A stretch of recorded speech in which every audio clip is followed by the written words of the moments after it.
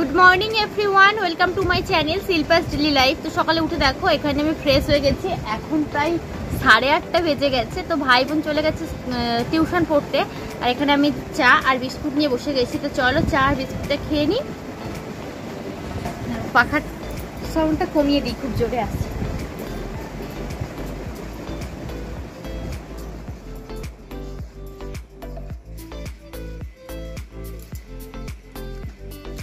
আর আজকে সম্ভবত আমি বাড়ি চলে যাব। আজকে বৃহস্পতিবার, কালকে যাওয়ার কথা ছিল, যেহেতু পিসির মেয়ে এসেছিল। দিদি বললো যে বোন আজকে থাক, আমি তাহলে যাব, সেই জন্য থেকে গিয়েছিলাম। ও সন্ধ্যাবেলা বাড়ি চলে গেল, আমার যাওয়া হলো না। আর আজকে বৃহস্পতিবার, আমি বৃহস্পতিবার স্বাভাবিকভাবে বাড়িতে যাই না, এই বাড়ি থেকে সেই বাড়িতে যাই না, বা সেই বাড়ি থেকে এই বাড়িতে আসি না। তবে আজকে চলে যাব, বাড়িতে কাজ আছে সেই জন্য। চলো চাটা আগে খেয়ে নিই।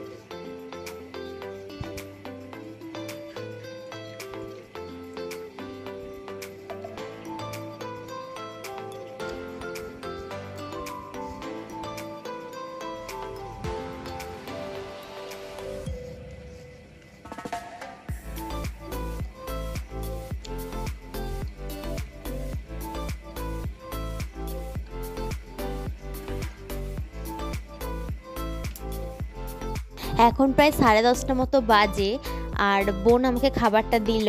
কারণ কি সকালবেলা চা বিস্কুট খাওয়ার পর না কিছুক্ষণ পর আমার শরীরটা খুব খারাপ করছিল, তো মাথা টাথা ঘুরছিল। আমি শুয়ে উঠতেই পারছিলাম না আর কি, বিছানা ছেড়ে তো শুয়েই ছিলাম। তো আমি যে উঠে বসে খাবারটা নিচে নেমে নিয়ে আসবো সেটাও পারছিলাম না। তো মা ছিল, মাকে বললাম এখন আমি খাবো না, ভালো লাগছে না, একটু ঘুমিয়ে পড়ি, আর বোন আসলে তারপরেই খাবো। তো বোন টিউশন থেকে পড়ে বাড়ি চলে এসেছে, তো ও আজকে আমাকে মুড়িটা এনে দিল। আর এই যে মা মুগ কড়াই সেদ্ধ করেছিল আলু দিয়ে, তো সেটা দিয়ে আমি মুড়িটা খাচ্ছি। ভাবছিলাম যে ভাগ্যিস মা মুগ কড়াই আলু সেদ্ধটা করেছিল আজকে, তা না হলে যদি আলু ভাজা বা চপ টপ থাকতো তাহলে খেতাম না, যেহেতু আমার একটু অ্যাসিডিটি হয়ে গেছিলো সেই জন্য আর কি। তো এটা দিয়েই মুড়িটা আমি খেয়ে নিচ্ছি। আর আজকে বাইরে ভালো রোদ হয়েছে বলে মা বিছানার লেপ টেপগুলো একটু রোদে দিয়ে দিয়েছিল, তো সেই জন্য চাদরটা পাতা নেই আর কি। আর দুপুরবেলা দেখো এখন খাওয়া দাওয়া করতে বসেছি। মা এখানে ডাঁটা দিয়ে কুমড়ো টুমড়ো দিয়ে বড়ি দিয়ে একটা তরকারি বানিয়েছে, করলা ভাজা বানিয়েছে, ডাল বানিয়েছে, আর মাছের ডিমের টক বানিয়েছে, আর ডিম ভাজা ছিল। তো কিন্তু আমি সেসব কোনো কিছু দিয়েই ভাত খাইনি, আমি একটু আলু সেদ্ধ মাখিয়ে নিয়েছিলাম, আর পোলছাতা ভাজা ছিল, তো সেই পোলছাতা ভাজাটা দিয়ে আমি ভাতটা খেয়েছি আজকে জল ঢেলে লেবু দিয়ে। এখন প্রায় 3:45 মতো বাজে বিকেলবেলা। তো এখন আমি রেডি হয়ে নিয়েছি একেবারে বাড়ি যাব বলে। তো কালকে যাব বলে তো যাওয়া হয়নি, আজকে যাব। আর সকাল থেকে শরীরটা প্রচণ্ডভাবে খারাপ ছিল, তো সেই জন্য কোনোরকমভাবে ভিডিও করতে পারিনি খুব একটা। তো মাথাটা তো ঘুরছিল, অসুস্থ হয়ে পড়েছিলাম, শুয়ে বসে কাটিয়েছি দুপুরে খাওয়া দাওয়ার পর, আর ঘুমটা ধরেনি সেই জন্য।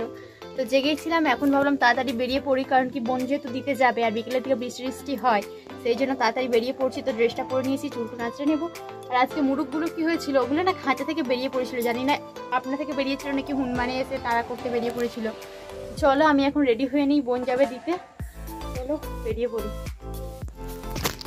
এখন 5:30 মতো বাজে, কিছুক্ষণ আগে বাড়ি আসলাম, আর বোন চলে গেছে। এখন ছাদে এসে বসলাম, দেখলাম বৃষ্টি পড়ছে, এক ফোঁটা বৃষ্টি পড়ছে। ছাদে থাকা যাবে না, নিচে চলে যেতে হবে। চলো নিচে চলে যাই, আর কি আর করার, চলো নিচে যাই। সন্ধ্যাবেলা দেখো এখানে চা নিয়ে নিয়েছি, আর সাথে সিঙ্গারা নিয়ে নিয়েছি। তো বাড়ি যখন ফিরছিলাম তখন সিঙ্গারাটা কিনে নিয়ে এসেছিলাম। বেশ অনেকদিন পর সিঙ্গারা খাওয়া হচ্ছে, কারণ কি একটা সিঙ্গারা খাওয়ার পর না গাটা গুলিয়ে যায় বলে সিঙ্গারাটা খুব একটা খায় না। তবে আজকে ইচ্ছে গেল, সেই জন্য গরম গরম সিঙ্গারাটা নিয়ে আসলাম। আর রাত্রিতে দেখো খাওয়ার জন্য বানিয়ে নিয়েছিলাম রুটি। মা যদিও তালের বড়া বানিয়ে আজকে পাঠিয়েছে, কিন্তু যেহেতু আজকে শরীরটা অসুস্থ সেই জন্য ভাবলাম আজকে খাবো না, কাল খাবো। তো এখানে রুটি বানিয়ে নিয়েছি, শাশুড়ি মা রুটিটা বানিয়েছেন, আমি এখানে পেঁপের তরকারিটা বানিয়ে নিয়েছি, তো কাঁচা লঙ্কা আর জিরে ফোড়ন দিয়ে। তো চলো আজকে হচ্ছে রাতের মেনু এটাই। আজকের মতো ভিডিওটা আমি এখানে শেষ করলাম। কেমন লাগলো অবশ্যই কমেন্ট করে জানিয়ে, ভালো লাগলে লাইক করে কমেন্ট করো, আর চ্যানেলটিকে সাবস্ক্রাইব করে আমার পাশে থেকো।